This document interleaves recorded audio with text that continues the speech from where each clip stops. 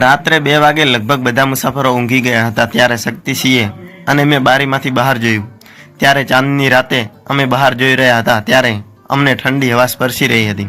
તેણે કહ્યું, નિશા, હું તમને કંઈક પૂછું? શક્તિએ ગંભીર અવાજે પૂછ્યું અને મારું દિલ ફરી એકવાર ઝડપથી ધબકવા લાગ્યું. મેં પણ ધીમેથી માથું હલાવ્યું અને હા કહ્યું. અને પછી તેણે તેના શર્ટના બટન ખોલ્યા અને પછી મને. મિત્રો, રાતના લગભગ 10 વાગ્યા હતા. દિલ્હીથી લખનૌ જતી ટ્રેન પ્લેટફોર્મ પર આવી રહી હતી. ભીડમાં મારી સીટ શોધતી વખતે હું મારી બેગ સંભાળીને આગળ વધી રહી હતી. ટ્રેનની બારીમાંથી બહાર જોતા જ મને એક ઊંચો ખુશખુશાલ ચહેરો દેખાયો. તે આર્મી યુનિફોર્મમાં હતો અને તેની આંખોમાં કંઈક અલગ જ હતું, જેના કારણે હું તેની તરફ જોતી જ રહી ગઈ, જે મને તેની તરફ આકર્ષિત કરી રહ્યો હતો. સીટ પર બેસતાની સાથે જ મેં રાહતનો શ્વાસ લીધો. થોડી જ વારમાં ટ્રેને સ્પીડ પકડી અને પછી મેં જોયું કે સૈનિક મારી પાસેની સીટ પર બેઠો હતો. તેણે મારી સામે સહેજ સ્મિત સાથે જોયું અને હકાર સાથે મને આવકાર આપ્યો. અને આ રીતે કરીને તેણે મારું અભિનંદન કર્યું અને તેણે નરમ અવાજમાં કહ્યું, તમે ક્યાં જાઓ છો? મેં પણ હસીને જવાબ આપ્યો, લખનૌ. પછી મેં પણ કહ્યું કે તમે ક્યાં જાઓ છો? તો તેણે કહ્યું કે હું પણ ત્યાં જ જઈ રહ્યો છું અને મારું નામ શક્તિસિંહ છે. હું ઇન્ડિયન આર્મીમાં છું. અને આ તેના અવાજમાં મને ગર્વ અને આંખોમાં ઈમાનદારી હતી. અમે બંને ધીમે ધીમે બોલવા લાગ્યા અને ઘણી વાતો કરી.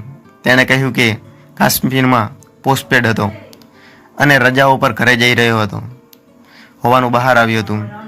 તેમની વાર્તાઓ સાહસ ભરેલી હતી. તે મંત્રમુગ્ધ બનીને સાંભળી રહી હતી. રાત પણ ગાઢ થવા લાગી પણ અમારી વાતોનો અંત આવતો નહોતો. શક્તિનું હાસ્ય એટલું મોહક હતું કે હું વારંવાર તેની સામે જોતી રહી. તે પણ મારી આંખોમાં કંઈક શોધી રહ્યો હતો. અને પછી તેણે કહ્યું કે તમે તમારું નામ મને કહ્યું નથી. તેણે તોફાની સ્મિત સાથે પૂછ્યું. મેં પણ હળવાશથી કહ્યું, મારું નામ નિશા છે. અને તેણે કહ્યું કે આ તો એક સુંદર નામ છે. અને તેણે કહ્યું કે તમારી સાથે મુસાફરી કરવાનું મને બહુ જ સારું લાગે છે. અને મારું દિલ એક ધબકારા છોડવા લાગ્યું. મારા ધબકારા વધવા લાગ્યા. મારું હૃદય જોરથી ધબકવા લાગ્યું. તેમના શબ્દોમાં એક અલગ જ આત્મીયતા હતી. અમારી વચ્ચે એક વિચિત્ર નિકટતા વધવા લાગી હતી. રાત્રે લગભગ 2 વાગે બધા જ મુસાફરો ઊંઘી ગયા હતા ત્યારે શક્તિસિંહ અને મેં બારીમાંથી બહાર જોયું. ચાંદની રાતે બહાર જોઈ રહ્યા હતા. ઠંડી હવા અને અમને સ્પર્શી રહી હતી. તેણે કહ્યું, નિશા, હું તમને કંઈક પૂછું? શક્તિએ ગંભીર અવાજે પૂછ્યું અને મારું હૃદય ફરી એકવાર ઝડપથી ધબકવા લાગ્યું. મેં પણ ધીમેથી માથું હલાવ્યું અને હા કહ્યું. તમે પણ યોગ્ય વ્યક્તિ મળ્યા છો. શક્તિ મારી આંખોમાં જોવા લાગ્યો. મારી આંખો તેની સાથે મળી ગઈ હતી અને પ્રથમ વખત મને સમજાયું કે હું તેના પ્રેમમાં પડી રહી છું. પરંતુ તે પ્રવાસ હતો.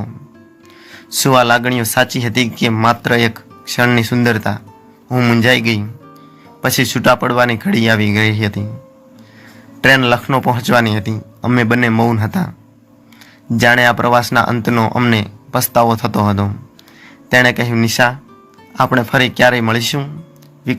શક્તિના અવાજમાં આશા હતી. મેં ધીમેથી કહ્યું, જો ભાગ્ય હશે તો બધું જ થઈ શકે છે. પછી સ્ટેશન પર ટ્રેન ઊભી રહી. શક્તિએ મારા માટે દરવાજો ખોલ્યો.